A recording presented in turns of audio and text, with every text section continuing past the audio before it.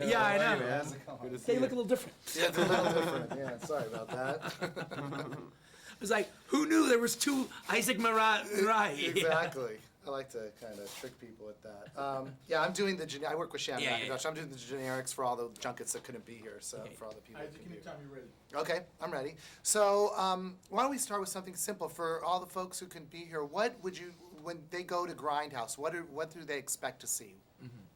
Well, hopefully, what they're going to see is we're trying to create an experience that, on one hand, the movies Planet Terror, Death Proof have to work, and they have to work. You yank them out, and they still work. But having said that, putting them together and with these trailers and trying to create this whole experience that you would get, that would be like a night out at the movies at a Grindhouse in the 70s. And then you add to that the whole audience watching and the audience participation that we want to happen during the course of the movie. Whether you're going ooh ah at the terror or the grossness or the explosions or the special effects, or then the cheering when the heroes do this or that and the other, or the screams when the reel is missing ah. That's a communal experience that we want to have. So at the end of the day, hopefully it plays even more like a ride than just like a night at the movies. Right. Great. Yeah. Well, that could be our first ride at a theme park. Yeah. Robert, you want to describe what each movie is?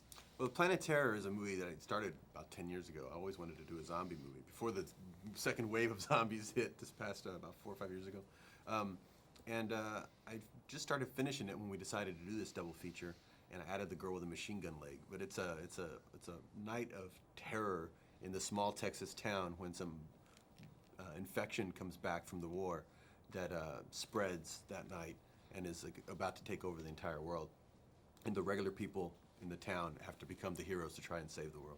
So it's like all hell breaks loose, and Rose McGowan plays. You want to give me a little bit about how she plays, Rose McGowan is a go-go dancer who's going to go try and be a stand-up comedian. She runs into an old boyfriend who's got a mysterious past, Ray the Wrecker. And the sheriff, the local doctors, they all have to come together and become more than what they usually are to try and save the world when this infection just spreads like wildfire all through the town.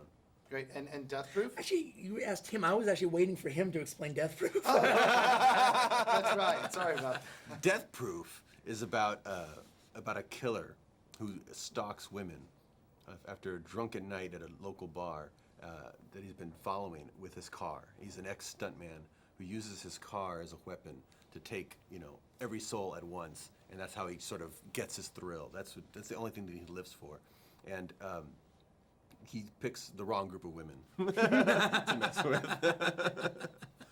Well, It's a cautionary tale. It's a cautionary for all tale. you psychos out there. why don't we do the same with you?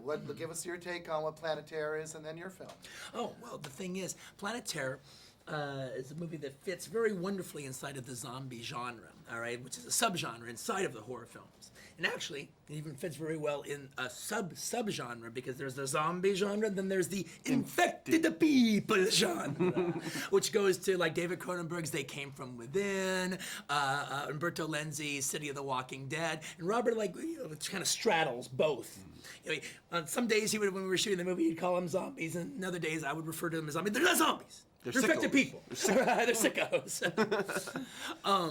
And part of the fun of his movie is, this zombie outbreak disease breaks out and turns everyone into these homicidal maniacs. And then you just have this group of survivors hanging together. There's the Rose character, the Freddy character, and they really have got to save humanity. And in the case of my movie, Death Proof, works pretty much like a slasher film, except the killer is using a car to wipe out women. And what he does is he basically finds a posse of women, follows them around, kind of gets their routine, knows when they go out drinking and everything, and then waits to kill them with his car. But his car is a stunt car, so it's death proof. He can get into the worst accident in the world and he will survive. But it's also kind of a sick sexual thing. So in a weird way, not only is he tearing them apart and murdering them, it's almost like rape because it is a sex act for him. Great. Having done you guys last, the actors, after interviewing them, they really had a great time on this. And I think a lot of them give you guys credit that you guys working together, have this great chemistry. You're just having a great amount of fun on this film. Can you talk about that a little bit, working together and having fun on this? Well, one of the things is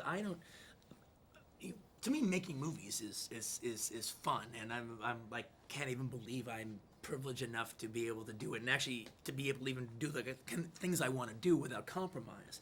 So to me, there's no excuse not to have fun, and that's one of the things. And also, I actually think actors are better when they're having fun and it's like a good time, and they get they're not stressing out about stuff. It just it infects the performances. So to me, it's always I'm out to have a really good time. It should be one of the best times you've ever had.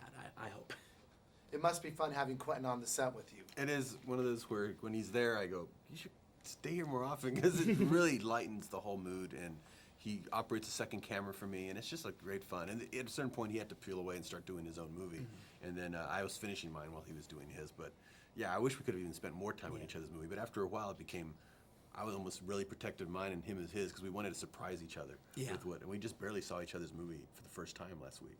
And which was really weird because normally Robert's one of my brain trusts. He's one of the first people I want to show my movie to when I'm not done, but I've just got it finally at a level that's like, okay, this is more or less it, probably less it, but let's watch it and let's talk about it and everything. And he wouldn't do it this time. He's like, no. When you're done with it, let me know. And then I'm gonna see it as a double feature, or I ain't gonna see it at all. I want to make sure to get a little bit of the cast talking in, like Kurt Russell. I mean, I'm sure you guys have loved his work for a long time. Yeah. You want to talk a little bit about casting him in your film? Well, it was great to work with Kurt Russell because I've always wanted to work with him. I've always thought he was a terrific actor. I mean, even just the fact that the way he attacked some of these characters, like Snake Plissken, with the slight Eastwood-esque way of talking, and the Jack Burton in Big Trouble in Little China with the John Wayne-esque way of talking. It was like when I saw that, I was like, this is a terrific actor. He's not too actorly. He actually really he understands that there's a sense of play. There's a sense of childhood play involved in acting, and he's going there, and he's not being self-conscious about it. And I just always loved that about him. And then when we were doing the film, one of the things about Planet Terror is Robert started joking, and God, the joke was like kind of right on the money, that Planet Terror could be the missing John Carpenter film between Escape from New York and The Thing. And so all of a sudden, we couldn't help but talk about John Carpenter the entire time we were on Planet Terror. And I'm trying to cast Stuntman Mike, and all of a sudden, what am I doing? It's right in front of my face, Kurt Russell. That's great. And you talked about Rose. I want to make sure to talk a little bit about Freddie. I mean, seeing Freddie in this role where he's, so physical, it's just great. It's almost like a new kind of whole genre for him. Do you want to talk about no. When I met him, he came in and read for me, and he came with a tough guy jacket, which actually, it was such a cool jacket that I made him use it in the movie because we couldn't find one to match it. So he's using his own jacket. So he brought his own skin for this part and really informed the whole part. And I rewrote the script with him in mind in a way that he didn't expect, and making him the hero, mysterious hero who turns around and becomes this very mythical, almost action figure in this world, and who inspires Rose to put on the machine gun leg and become a superhero herself. So they're almost like this great team. And Freddie's just such a solid actor. I knew he'd be able to pull it off. And he started working out and doing all his training, and he just kept wanting to live up to the image of what he thought I expected, having done Desperado and Dusk Till Dawn, and he didn't want me to let me down, and he certainly did not. But it's part of it was finding somebody that would be really unassuming, and that they just blow you away by how explosive they are. Yeah, that worked. And because I have to wrap up, maybe just one final pitch to the folks. Actually, why don't you ask me about Zoë? Please, talk about Zoë. I want to cover that. Okay, yeah, one of the things is Zoë was great because I worked with her as she was Uma Thurman's stunt double on Kill Bill, and before that she had performed for as Xena's stunt double for the last 3 years of that show.